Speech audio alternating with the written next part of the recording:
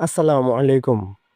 একটা প্রশ্ন করি, আপনি কি কখনো দেখেছেন কোনো শক্তিশালী সামরিক ড্রোনকে একেবারে অক্ষত অবস্থায় মাটিতে নামিয়ে ফেলা হয়েছে?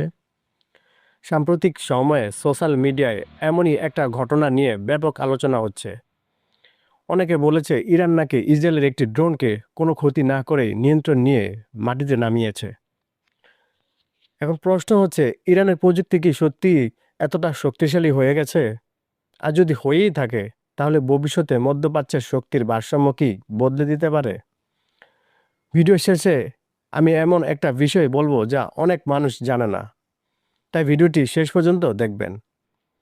গত কয়েক বছরে ইরান তাদের সামরিক প্রযুক্তিতে অনেক উন্নতি করেছে বলে বিভিন্ন আন্তর্জাতিক বিশ্লেষকরা মনে করেন।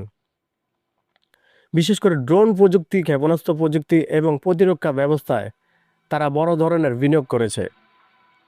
অনেক সময় দেখা যায় ইরানের তৈরি ড্রোন এবং মিসাইল প্রযুক্তি নিয়ে আন্তর্জাতিক সংবাদ মাধ্যমে আলোচনা হয়।